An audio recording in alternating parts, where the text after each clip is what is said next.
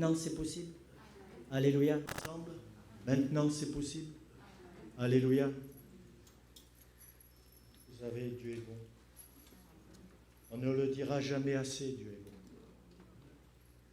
bon. Je voudrais, avec l'aide du Seigneur et du Saint-Esprit ce matin, vous parler sur un sujet peut-être que vous connaissez, mais qui peut être bon de se rappeler.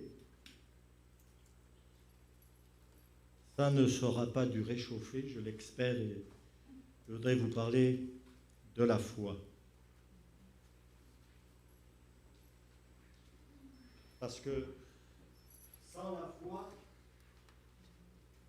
nul ne pourra voir le Seigneur.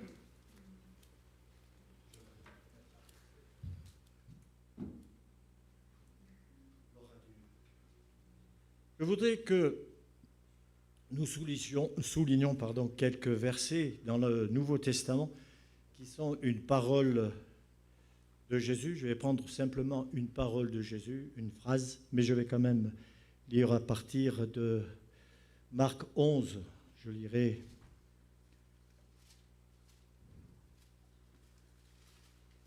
au verset 18 d'abord, puis on prendra un peu plus bas, verset 22.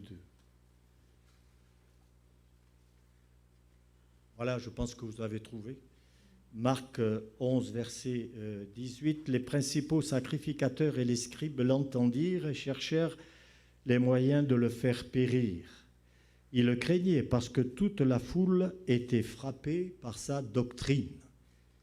Puissions-nous être frappés par les paroles de Dieu chaque fois que nous lisons et de les recevoir dans le bon sens, à savoir ce que Dieu veut, c'est que nous grandissions à tous égards dans notre vie d'enfant de Dieu, dans la vie spirituelle et dans la foi. Et au verset 22, regardez bien ce que dit Jésus. Jésus prit la parole devant toutes les personnes qui étaient devant lui, puis il parle avec Pierre aussi, il dira, Jésus prit la parole et leur dit, « Ayez foi en Dieu. » Ayez foi en Dieu. En vérité, je vous le dis, si quelqu'un dit à cette montagne, ôte-toi de là et jette-toi dans la mer, et s'il ne doute pas en son cœur, mais croit que ce qu'il a dit arrive, cela lui sera accordé. C'est pourquoi je vous dis, tout ce que vous demanderez en priant, croyez que vous l'avez reçu, et cela vous sera accordé. Amen. Alors, je vais lire certainement quelques versets bibliques, prendre des exemples bibliques pour parler de ce sujet de la foi ce matin. Dans l'Épître aux Hébreux, je vous lis déjà ce texte que vous connaissez tous. Je l'ai pris dans Parole vivante, pour ceux qui connaissent, Hébreux chapitre 11, versets 1 et 2, où il est dit ceci, dans la traduction, « Et qu'est-ce que la foi ? C'est une ferme confiance dans la réalisation de ce qu'on espère. C'est une manière de le posséder déjà par avance. Croire, c'est être absolument certain de la réalité de ce qu'on ne voit pas. Si les hommes d'autrefois ont été éprouvés par Dieu, c'est parce qu'ils ont eu cette foi-là. » Il y a eu donc, et vous le savez tous, frères et sœurs, des hommes qui nous ont précédés, qui sont mentionnés là par l'auteur de l'Épître aux Hébreux, et il nous dit ceci, que si les hommes d'autrefois ont été éprouvés par Dieu, aussi bien au travers des écrits bibliques que nous connaissons, ou par la vie de certains hommes de Dieu, ou femmes de Dieu même, de chrétiens, qui ont gardé la foi jusqu'au bout, il nous est recommandé aujourd'hui, à nous, enfants de Dieu du XXIe siècle, de garder cette foi basée sur la parole de Dieu. En clair, c'est-à-dire, ayez une foi inébranlable. Que rien ne vous fasse reculer, douter, défaillir dans votre marche d'enfant de Dieu, mais que vous gardiez toujours confiance, foi en Dieu, en Jésus, en ses promesses. Alléluia. Parce que, sans entrer dans les détails, vous êtes aussi courant que moi, nous vivons des temps qui sont difficiles. Et quand je lis la parole de Dieu, à moins que je ne me trompe, les temps difficiles sont devant nous et pas derrière nous. Et la Bible nous dit que plus nous avancerons dans notre monde du XXe siècle, qui devient comment vous dire, un siècle où tout est permis. Vous savez, des fois, vous réfléchissez un peu comme moi, peut-être, certainement. Mais je me souviens, et ça frappe les esprits, quand en 68, si vous vous en rappelez, une brèche a été créée par les humains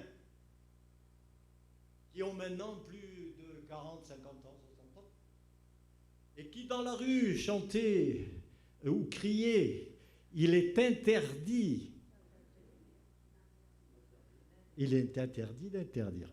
Et si vous vous en rappelez, à partir de ce moment-là, même des autorités du pays ont ouvert des portes qu'il n'aurait jamais fallu ouvrir. Je ne jette la pierre à personne, parce qu'il faut que la parole de Dieu s'accomplisse. Par contre, la parole de Dieu qui souligne les faits que nous connaissons aujourd'hui, je ne rentre pas dans les détails, vous me saisissez tous. La parole de Dieu, elle est toujours là pour éclairer les ténèbres, pour les faire fuir. Mais je dirais que, je ne sais pas quand, je répète, quand Jésus reviendra, mais il faut que ces choses arrivent car elles annoncent le retour du Christ, de notre Seigneur bien-aimé. Et on n'y changera rien. Tout ce qui arrive, c'est écrit. Je ne vais pas rentrer dans les détails. Lisez la parole de Dieu, lisez les prophéties. Vous verrez que la chaleur, la glace qui fond, tout ce qui se passe, météo, nature, tout ça, je vais être très simple. C'est parce que Dieu le veut. Pourquoi je dis parce que c'est Dieu qui le veut? Parce qu'il est écrit, si je me trompe, mes collègues, vous me rattraperez au bon tout à l'heure, mais il est écrit, rien n'arrive sans que Dieu ne le veuille. C'est clair ou pas? Donc pour nous, dans les temps que nous vivons, c'est jusqu'au bout, c'est de garder la foi, une foi inébranlable, basée sur le rocher des siècles. Et quand on est basé sur le rocher des siècles, peuvent venir les tempêtes. C'est établi. Je ne croulerai pas, je ne tomberai pas.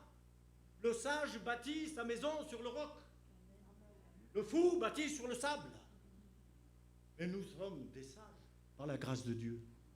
Si nous avons Christ en nous, si nous avons l'Esprit de Dieu en nous, Dieu va nous faire grandir aussi, non seulement dans la foi, mais dans la sagesse. Alléluia. La foi. La foi. Je note cette parole de Jésus qui a quand même dit « Ayez foi en Dieu ». Ça paraît anodin peut-être ce que je vais dire, mais il n'a pas dit, en fait, dans ce verset, il n'a pas dit « Ayez foi en moi ». Il a dit « Ayez foi en Dieu ». Moi, je ne suis venu que pour accomplir la volonté de Dieu. Celui qui sauve, c'est Dieu par le don de ma personne. Mais c'est lui qui m'a envoyé et j'ai accepté de venir mourir pour que vous soyez sauvés. Alors, ayez foi en Dieu. Ayez foi dans sa parole. Ayez foi dans ses promesses. Avoir foi en Dieu, c'est croire que Dieu existe réellement. Il est dit dans le psaume 92, « Avant que les montagnes n'aient été enfantées et que tu n'aies créé la terre et l'univers, c'est de toute éternité, et pour l'éternité, toi tu es Dieu. Dieu est éternel. Il est de tous les temps. Et il n'y a chez lui ni changement, ni ombre de variation. » Alléluia. Gloire à Dieu. Dans Nombre au chapitre 23, 19, en ce qui concerne Dieu, il dit « Dieu n'est pas un homme pour mentir, ni fils d'Adam pour avoir des regrets. Ce qu'il a dit ne le fera-t-il pas? Ce qu'il a déclaré ne le maintiendra-t-il pas? Ce que sa bouche dit, son bras l'accomplit. » Alléluia. Ça va là? Gloire à Dieu. Oui, oui, oui. Les ténèbres s'épaississent. Alors, je voudrais vous encourager parce que, en fait, la plus belle des, je dirais entre guillemets, je crois que la plus belle des promesses que nous pouvons lire dans la parole de Dieu, c'est celle-ci, c'est que Dieu nous a fait la promesse, 1 Jean 2, 25, et voici la promesse qu'il nous a faite à nous qui croyons, à nous qui gardons la foi jusqu'au bout. On va revenir un petit là-dessus, prendre des exemples, mais à nous qui lui restons fidèles, il nous a promis la vie éternelle. Amen. Gloire à Dieu. Des fois, on peut faire des rêves, hein. On peut dire, tiens, ce soir, je vais m'endormir, et puis on ne se réveille pas. Vous connaissez des personnes qui sont parties comme ça? Mais pour le chrétien, c'est formidable. Il s'endort, son corps reste endormi, mais il se réveille dans le ciel. C'est tout. Ah, j'ai compris. Aller dans le ciel, ça va, mais pas encore mourir. Hein. Je vous souhaite longue vie à tous. Alléluia. Je vais vous faire une petite confidence. Mais c'est entre nous, vous n'irez pas le dire. Hein. J'ai demandé au Seigneur que j'arrive au score de Moïse.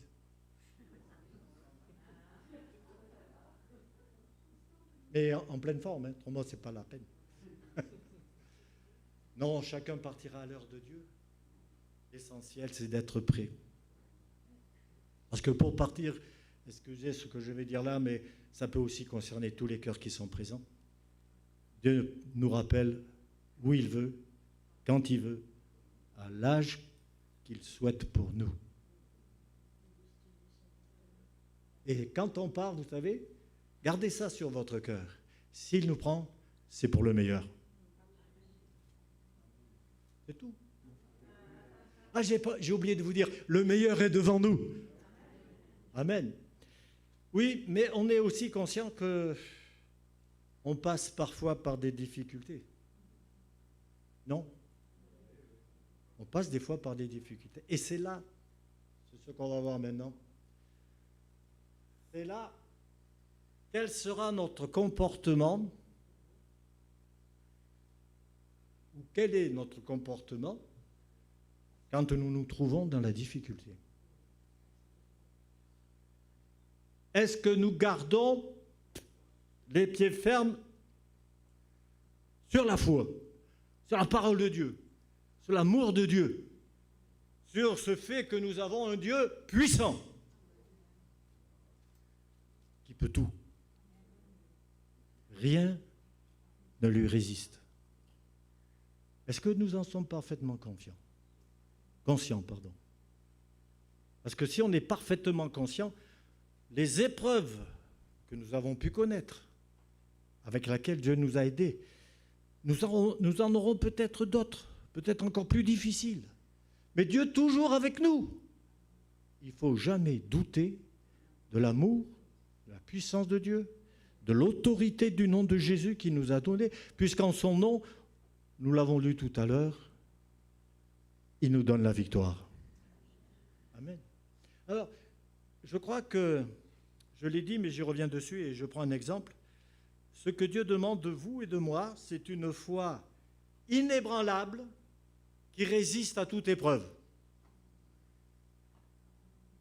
Ah, alléluia. Alors, prenons un exemple concret. Abraham. Vous connaissez Abraham? Lui, il a eu quand même une foi inébranlable. Hein? Tout au long de sa vie. Il est resté confiant en Dieu. Il a eu sa vie avec Dieu. Ça n'a pas toujours été facile pour Abraham. Il s'est quelquefois fourvoyé. Hein? Il faut être clair et net. Mais il a toujours su revenir vers Dieu. Dieu l'a repris parfois vertement pour lui faire comprendre son erreur, son égarement. Et s'il a fait ça, suivant l'exemple que vous prenez, vous verrez qu'il a fait ça parce qu'il a eu la crainte de l'adversaire, la crainte des conséquences, la crainte de ceci ou de cela. Il a mis un écart de Dieu. Par exemple, pour sa femme, tu dis que tu es ma sœur. Rappelez ce texte. Ah ouais, non mais, des moments, oui, mais quand même, il avait la foi, cet homme. Quand Dieu lui a demandé d'offrir Isaac, il fallait avoir une sacrée confiance en Dieu. Parce que quand on lit le texte, il prend Abraham, il prend tout ce qu'il faut. Là où ça devient un peu plus dur pour Abraham, c'est que son fils, qui était déjà un adolescent et qui connaissait comment se faisaient les sacrifices, et oui, il y a le feu, il y a le couteau, mais attends, papa Abraham, là, et où il est l'agneau pour l'Holocauste? Et voilà la foi d'Abraham, mon Dieu, se bornera lui-même. Pourtant, quand il dit ça, réfléchissez bien, quand il dit ça, il sait que Dieu lui a demandé d'offrir son fils. Hein? Il est allé, et regardez comment Dieu a agi, il a laissé faire, hein, voir jusqu'où Abraham allait obéir. Alors, il fait l'autel, il va avec son fils, l'aide à mettre les branchages, certainement à préparer l'autel. Quand c'est fait, paf, il attache, il le met dessus. Croyez qu'Isaac comprenait quelque chose, lui? Il a peut-être dit, là je le dis moi, hein, mais mon père, il devient gaga. C'est moi qui va offrir. Le père lui a pas dit que c'était lui, et il découvre. Et au moment où Abraham va planter son couteau, trancher la gorge de son fils, c'est là que l'ange de l'Éternel lui dira, je sais maintenant que tu crains Dieu. Une crainte d'amour, une crainte respectueuse. Et quand on continue, on s'aperçoit que dans les textes, il dit que Abraham allait offrir son fils parce qu'il croyait. Regardez la foi, jusqu'où elle va, la foi d'Abraham. Parce qu'il croyait que Dieu allait lui rendre son fils par une sorte de résurrection. Gloire à Dieu pour cet homme. C'est un exemple. La foi espère tout en Dieu. Elle croit tout de Dieu. Elle s'attend en tout temps à Dieu. Et au nom de Jésus, la foi lui donne la victoire. Alléluia. Vous savez que ça nous paraît peut-être... Ouais, Abraham, il a eu des... Oui, mais pourtant, vous savez que Dieu l'a appelé ami de Dieu. J'espère que vous et moi, nous sommes amis de Dieu. Oui? Je vais faire un sondage. Allez, qui croit être ami de Dieu? Levez la main. Dis donc, je remporte plus que ce qui s'est passé aux urnes. Vous auriez dû, normalement, si vous avez reçu, je n'ai pas tout comme ça en globe, hein, mais normalement, on devrait tous lever la main.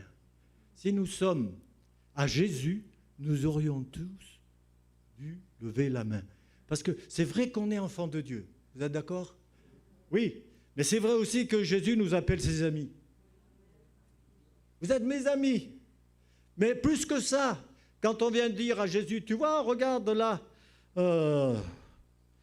ces gens-là, tout ça, Jésus va dire, attendez, moi, mes frères et sœurs, ce sont ceux qui sont avec moi là, en train d'étudier la parole de Dieu. Vous êtes frères et sœurs de Jésus. Ah, c'est vrai, vous avez le masque, pardon. Vous êtes frères et sœurs de Jésus, mais c'est formidable. Quel meilleur ami. Et puis on le chante bien, quel ami, enfin si vous le chantez, quel ami fidèle et tendre nous avons en Jésus-Christ. Alléluia, combien c'est merveilleux.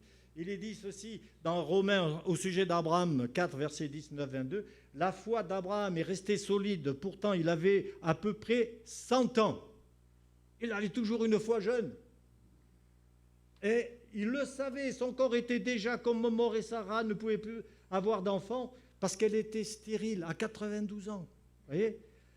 Contraire alors, d'enfant, contre sa foi l'a rempli de force. Il a rendu gloire à Dieu. Il était sûr d'une chose, ce que Dieu a promis, il est assez puissant pour le faire. C'est pourquoi Dieu l'a reconnu comme juste. Amen. Vous avez vu ces paroles? Il était sûr d'une chose, Abraham. Et Abraham, c'est un homme de la même nature que nous. un enfant de Dieu, un ami de Dieu. Alléluia. Ce que Dieu a promis, dit-il, dit ce texte en parlant d'Abraham, ce que Dieu a promis, il est assez puissant pour le faire. Dieu. Pas de doute, pas de crainte. Et cette foi qu'il avait lui a permis de contempler la Jérusalem céleste. Alléluia. Il vivait, et déjà il contemplait la Jérusalem céleste. Il savait où il allait. Je vais peut-être retourner à la poussière, mais je sais que je vais là-haut. J'ai vu la Jérusalem céleste. Tout ça parce qu'il avait la foi, parce qu'il aimait Dieu, parce qu'il croyait en Dieu, parce qu'il croyait à la puissance de Dieu. Ah oui. Et puis Abraham, il a été béni. Dieu lui avait fait une promesse, tu auras une descendance, 2 descendances. Une aussi nombreuse que le sable au bord des mers, 2 aussi nombreuses que les étoiles dans le ciel. Et ça s'est accompli. Parce que tout ce que dit Dieu, ça s'accomplit. Vous me permettez une petite parenthèse, j'espère que je ne vous ferai pas peur. Dieu accomplit toujours sa parole. Et sa parole, elle est parfois bonne, mais ça, je vais dire, elle est parfois désagréable, parce que nous lui sommes désagréables.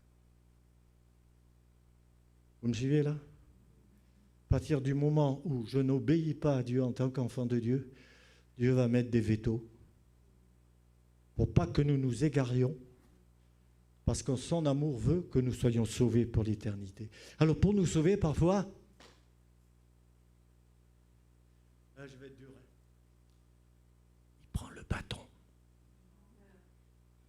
Pas le bâton sur lequel on s'appuie, mais simplement le bâton, c'est l'image pour nous dire. Moi, quand j'étais plus jeune, il y a des enfants là, mais ça se fait plus, ne vous inquiétez pas, ce que je vais dire là, ça se fait plus. Moi, quand j'étais jeune, il m'est arrivé de faire des petites blagues.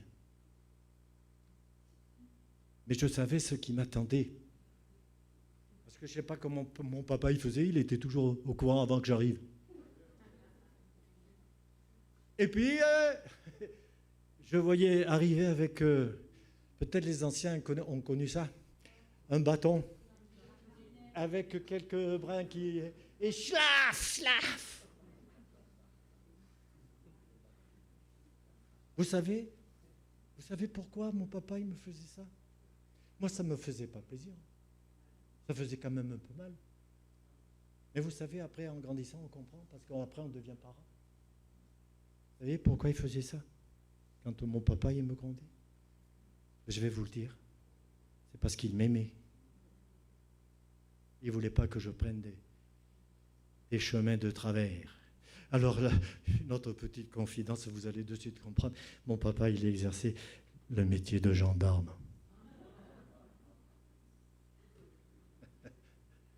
Mais c'était un bon gendarme. Et c'était un bon papa. Et quand il fallait que le petit roseau qui poussait pousse bien droit. Parce que non seulement ça faisait un peu quelque part sa fierté, mais d'autre part, c'était pour que nous répandions par notre manière de vivre un bon témoignage. Alléluia.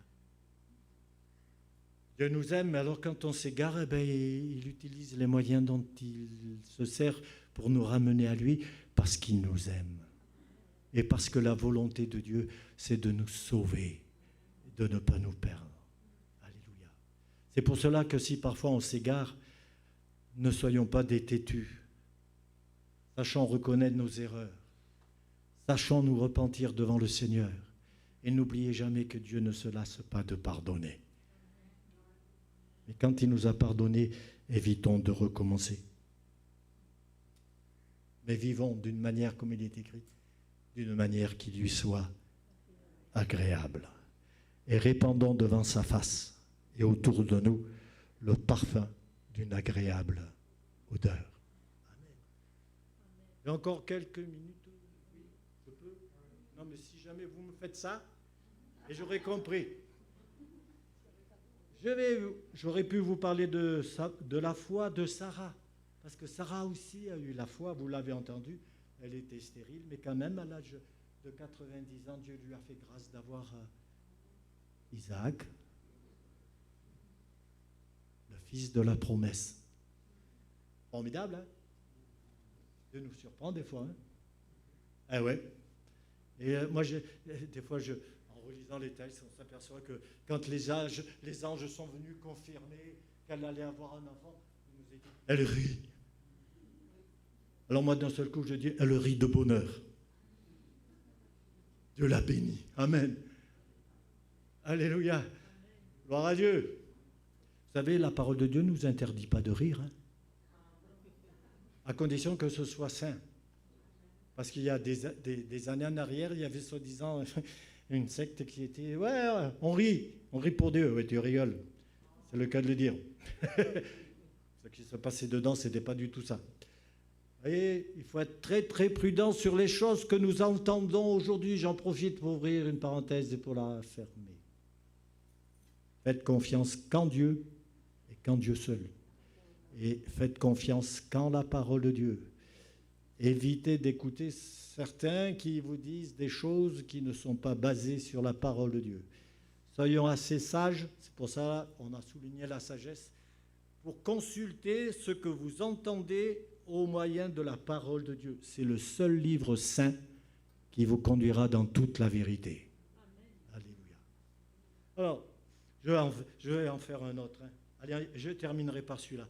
J'aurais pu vous parler de la foi qui résiste au tout découragement. Ah ben, remarquez, si jamais votre pasteur a l'intention, je vous finirai la fin de la dernière fois. Mais la prochaine fois, dans 34 ans. Non. Non. Ah bon? Ah bah. Et alors, vous ne voulez pas battre des records? Une foi courageuse. Où peut-on voir dans la parole de Dieu? Il y a plusieurs exemples, je vous en cite un, et j'en profite que les petits sont là. Une foi courageuse. Une foi qui réalise, rien n'est impossible à Dieu. David. David a eu une foi courageuse. Déjà, quand il était petit, quand il était ado, David, il avait confiance en Dieu. Hein, Dieu l'avait déjà appelé, choisi. Et quand il était ado, il confessera que Dieu était avec lui et que de ses propres mains, il a tué un lion. Waouh! Ça vous fait rien, là, j'ai l'impression. Vous n'arrivez pas à imaginer tuer un lion? Il y en a qui disent un peu, ils veulent atténuer le choc, ils disent non, c'était pas un lion, c'était un lionceau. Le lionceau, vas-y, tiens, il y a un cirque qui passe, va voir le lionceau là. Tu vas voir la mer derrière. Mais lui, il a fait un ours qui lui enlève les brebis, mais je l'ai eu, je l'ai tué avec mes mains. Oh. C'est un enfant.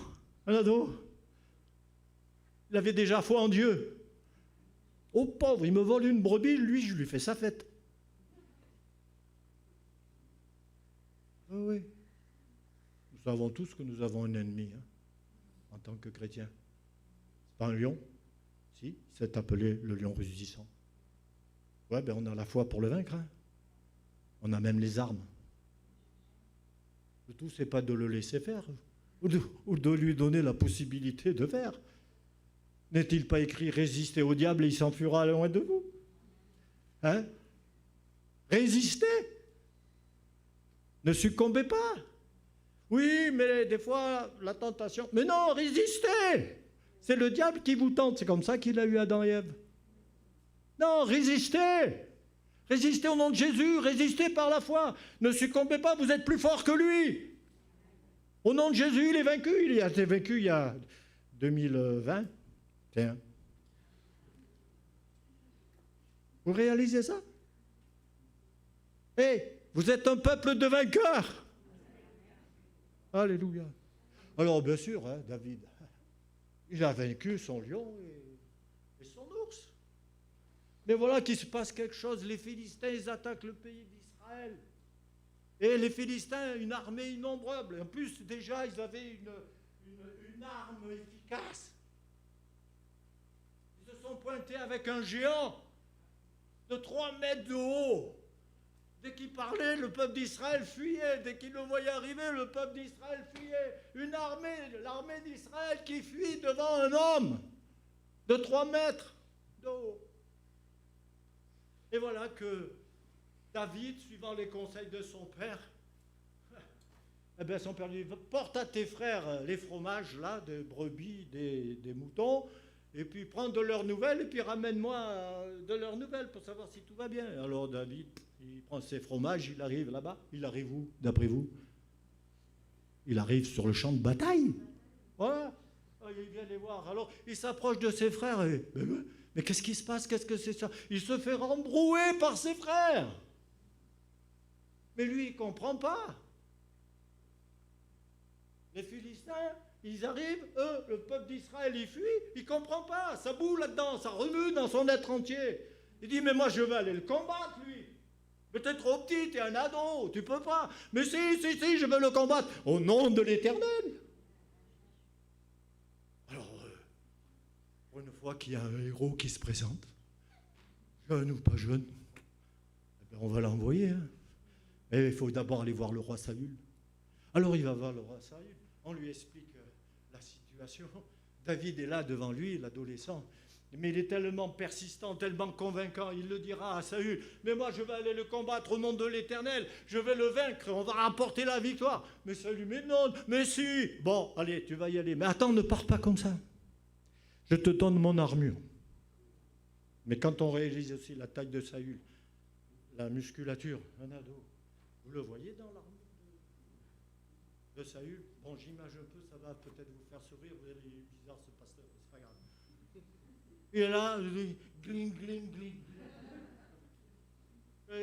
Regarde là ton armure. Moi, je vais aller combattre avec les armes de l'Éternel. Alléluia. Et quelle est son arme? Une fronde. Oh. Et la fronde? Eh ben ouais, ben je vais chercher Saint-Pierre poli. Hein, pour qu'elle pénètre bien. Parce qu'il faut réfléchir. Poli, pourquoi poli? Pour qu'elle pénètre bien dans le vent. Ouais. Calcule déjà, David, où Dieu lui donne de calculer. Il y va tout seul. Il va dire à Goliath, ça, aujourd'hui même, je donnerai ta chair en pâture aux animaux. Je vais te tuer. Je vais te couper la tête. Waouh, que des paroles dans la bouche d'un ado. Tout le monde, j'y étais pas, hein, mais je m'imagine, là, le peuple d'Israël, pauvre, il va en faire qu'une bouchée, Goliath, de David. Le pauvre, ça me brave petit, il est là, il nargue Goliath, là, mais catastrophique, pauvre garçon. Et David, je te tuerai, je te trancherai la tête, au nom de l'Éternel, tu es vaincu. Oh pauvre. Et David, on n'a que ce rejeton à me donner, là, pour... Non mais il rigole là-bas derrière.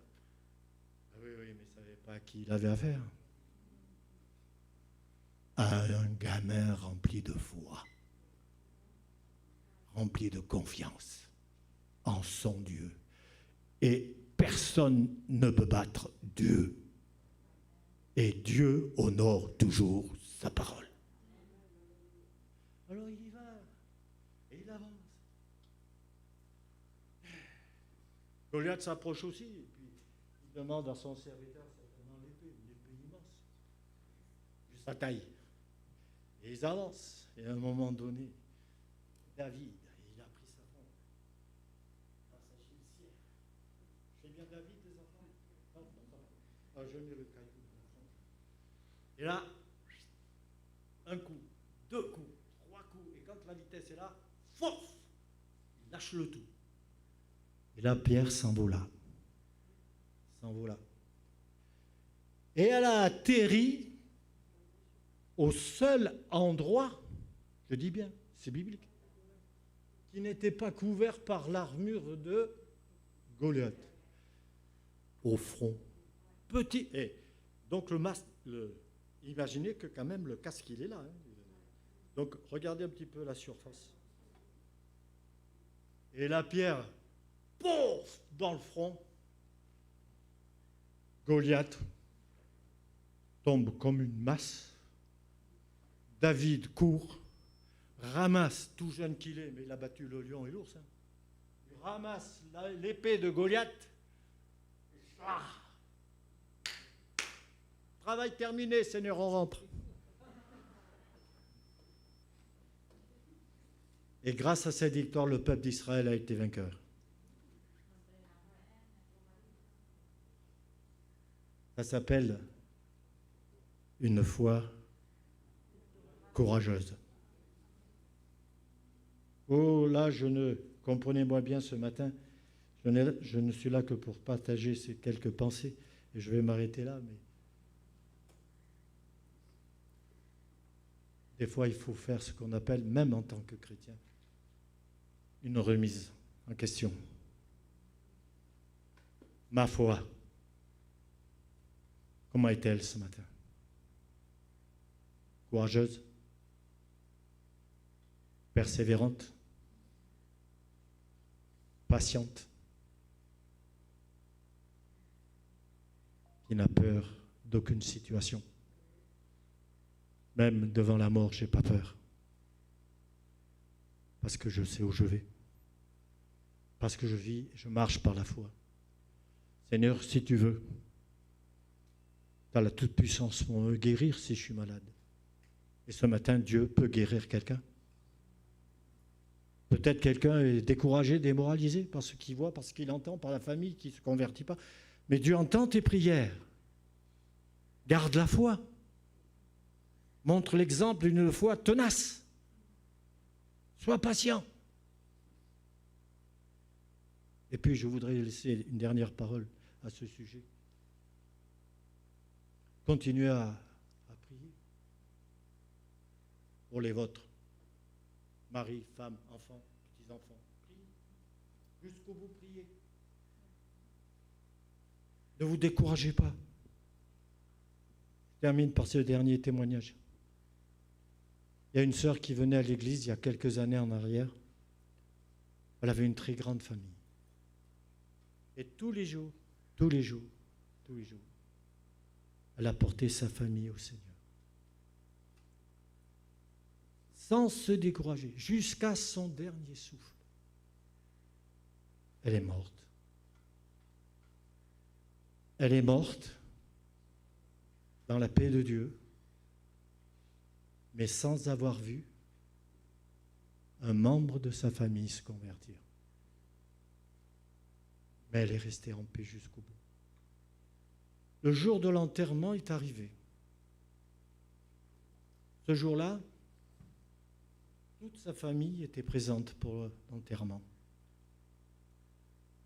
La cérémonie s'est passée normalement, prédication, etc. Et tout le monde est rentré chez soi. Et à partir de ce jour-là, les uns après les autres, tous les membres de sa famille se convertirent.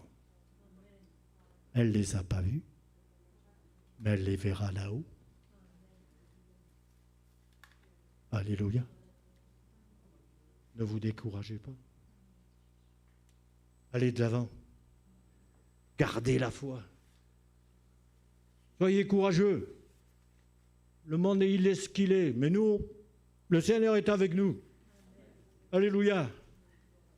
Prenez votre fronde. Mettez la prière de la foi et tapez l'adversaire. Il s'écroulera devant vous parce que Dieu est vainqueur et parce que Dieu honore votre foi. On prie et puis je laisse la place aux frères. Merci Seigneur pour ta parole parce qu'elle est la vérité, Seigneur. Et chaque fois que nous l'entendons, chaque fois que nous la lisons, elle est un réconfort pour nous. Elle nous parle tantôt d'une manière et tantôt d'une autre. Elle nous encourage à tenir ferme jusqu'au bout. Et là encore, ce matin, tu veux nous fortifier les uns et les autres. Tu veux nous renouveler dans les forces physiques, dans les forces morales. Tu veux nous renouveler dans la vie du Saint-Esprit. Tu veux nous renouveler dans notre foi. Parce que, Père, nous ne voulons pas te quitter, mais nous voulons rester avec toi. Et s'il y a parfois des moments difficiles, nous voulons dire au nom de Jésus, je suis vainqueur. Alléluia. Il ne me laisse pas, mon Père. Il ne m'abandonne pas. Il est avec moi, même au milieu de la tempête. Il se lève et il commande au vent et à la mer de se calmer. La tempête n'a aucun pouvoir. Parce que mon Dieu, mon Père, est tout-puissant. Et il peut tout. Alors, remettez-lui votre vie plus que jamais entre ses mains. Gardez la foi, gardez courage. Et proclamez l'amour de Dieu autour de vous. Que Dieu vous bénisse. Amen.